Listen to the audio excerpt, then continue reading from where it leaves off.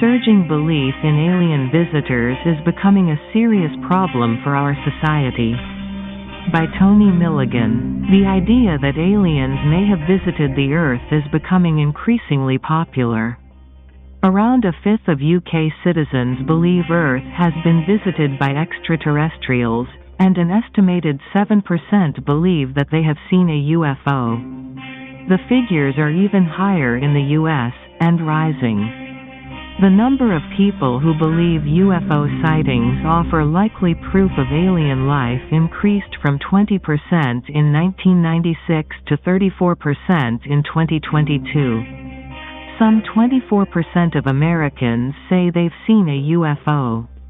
This belief is slightly paradoxical as we have zero evidence that aliens even exist. What's more, given the vast distances between star systems, it seems odd we'd only learn about them from a visit. Evidence for aliens is more likely to come from signals from faraway planets. In a paper accepted for publication in the Proceedings of the International Astronomical Union, I argue that the belief in alien visitors is no longer a quirk, but a widespread societal problem. The belief is now rising to the extent that politicians, at least in the US, feel they have to respond. The disclosure of information about claimed unidentified anomalous phenomena, UAPs rather than UFOs, from the Pentagon has got a lot of bipartisan attention in the country. Much of it plays upon familiar anti-elite tropes that both parties have been ready to use, such as the idea that the military and a secretive cabal of private commercial interests are keeping the deep truth about alien visitation hidden. That truth is believed to involve sightings, abductions, and reverse-engineered alien technology. Belief in a cover-up is even higher than belief in alien visitation. In 2019, a Gallup poll found that a staggering 68% of Americans believed that the U.S. government knows more about UFOs than it is telling. This political trend has been decades in the making. Jimmy Carter promised document disclosure during his presidential campaign in 1976, several years after his own reported UFO sighting. Like so many other sightings, the simplest explanation is that he saw Venus. That happens a lot.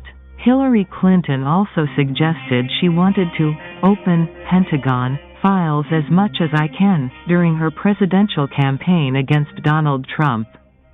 As seen in the video below, Trump suggested he'd need to think about whether it was possible to declassify the so-called Roswell documentation relating to the notorious claimed crash of a UFO and the recovery of alien bodies.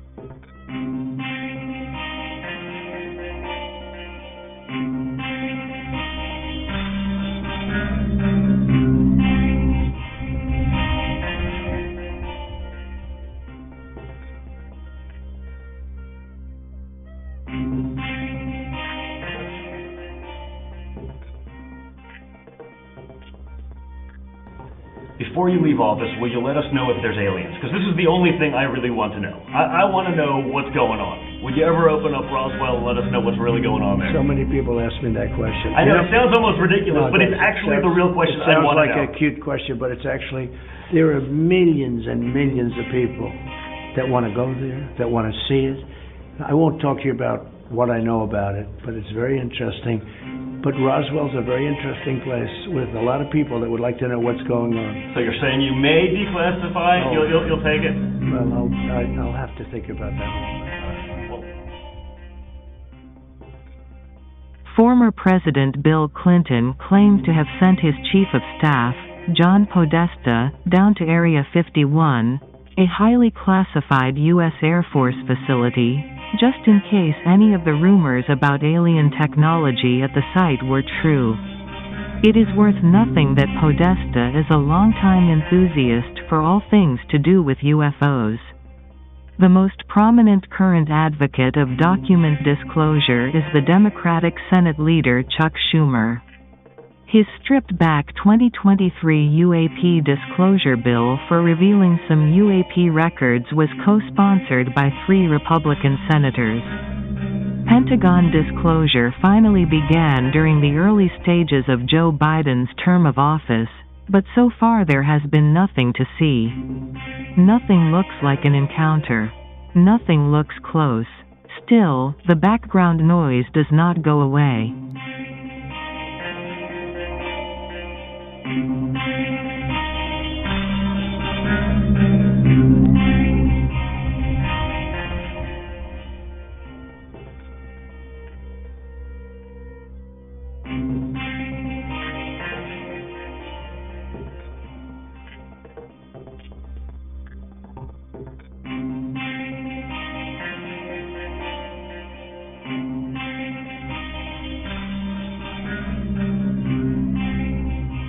Problems for society. All this is ultimately encouraging conspiracy theories, which could undermine trust in democratic institutions. There have been humorous calls to storm Area 51. And after the storming of the Capitol in 2021, this now looks like an increasingly dangerous possibility.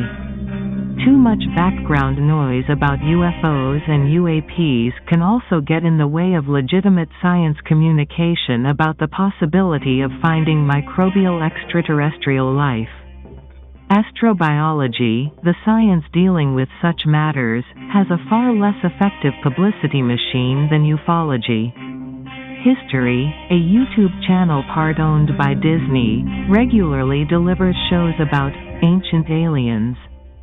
The show is now in its 20th season and the channel has 13.8 million subscribers. The NASA Astrobiology channel has a hard 20,001 subscribers.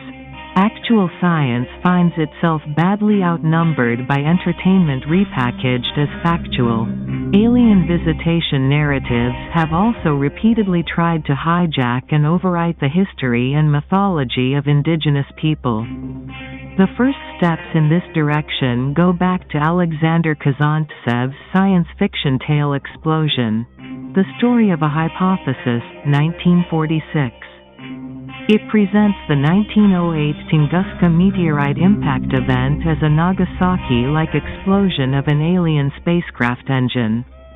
In Kazantsev's tale, a single giant black female survivor has been left stranded, equipped with special healing powers. This led to her adoption as a shaman by the indigenous Evenki people. NASA and the space science community do support efforts such as the Native Skywatchers initiative set up by the indigenous Ojibwe and Lakota communities to ensure the survival of storytelling about the stars. There is a real and extensive network of indigenous scholarship about these matters. But ufologists promise a far higher profile for indigenous history in return for the mashing together of genuine indigenous stories about life arriving from the skies with fictional tales about UFOs, repackaged as suppressed history.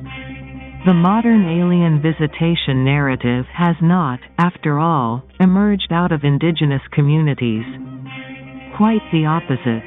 It emerged in part as a way for conspiracy-minded thinkers in a Europe torn apart by racism to explain how complex urban civilizations in places like South America could have existed prior to European settlement.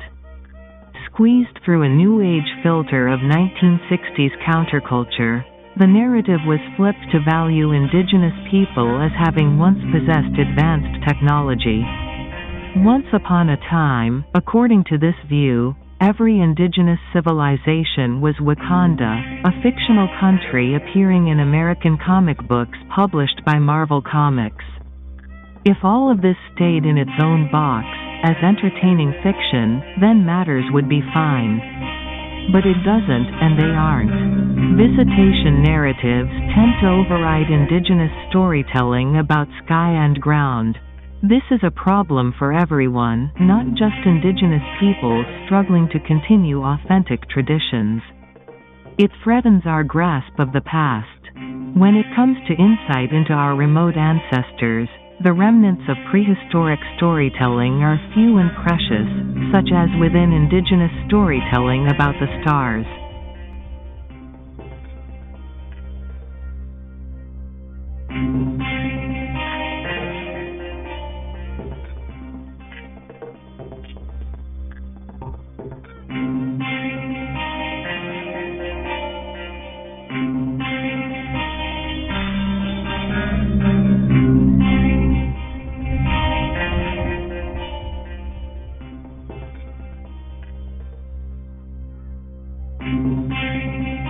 Take the tales of the Pleiades, which date back in standard forms to at least 50,000 years ago. This may be why these tales in particular are heavily targeted by alien visitation enthusiasts, some of whom even claim to be Pleiadians.